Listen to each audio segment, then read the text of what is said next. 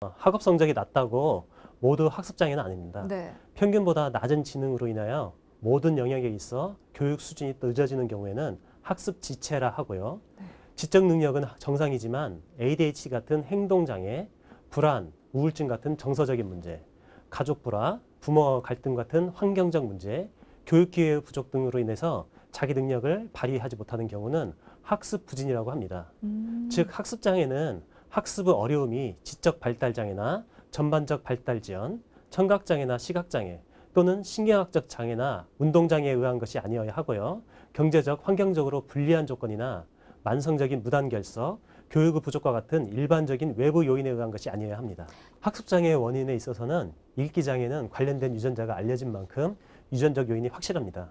하지만 쓰기장애나 계산장애는 확실한 원인이 알려진 바 없습니다. 유전적 요인 외에도 조산, 저체중 출생, 임신 중 흡연 등은 학습장애 발생 위험을 증가시키는 것으로 알려져 있습니다. 읽기장애, 산수장애, 쓰기장애를 갖는 아동과 청소년이 일반군에 비해서 언어정보 처리와 관련된 측도엽, 특히 상부 측도엽의 구조와 기능상의 문제가 있다는 것이 확인되었습니다.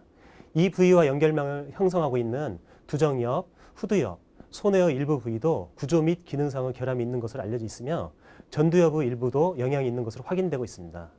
대뇌의 기능적 결함은 정보 처리 과정, 특히 음소 인식, 의문 처리, 단어 이해, 단기 기억 능력의 저하를 가지와 장애를 유발하는 것으로 측정되고 있습니다. 흔히 학습장애를 노력이 부족하다거나 공부에 재미를 붙이지 못해서 발생하는 것으로 오해하지만 학습장애는 생물학적, 유전적 원인에 의한 기질적 문제가 가장 큰 요인이고요.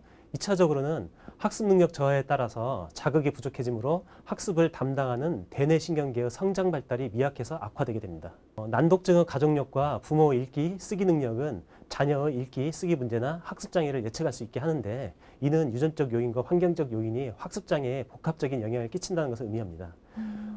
직계 가족 내에서 읽기나 수학에 대한 학습장애의 상대 위험도는 4배에서 10배 정도 높게 나타난다고 합니다. 일생에 걸쳐 낮은 학업적 성취, 높은 고등학교 자퇴율, 낮은 고등교육 참여율, 높은 심리적 스트레스와 전반적으로 나쁜 정신건강, 높은 무직률과 불안정한 취업률, 그리고 적은 수입과 같은 부정적인 결과를 초래할 수 있습니다. 아울러 특정 학습장애에 동반되어 나타나는 우울증은 아동, 청소년뿐만 아니라 성인에게 있어서 자살사고와 자살시도 위험 증가와 관련이 많습니다.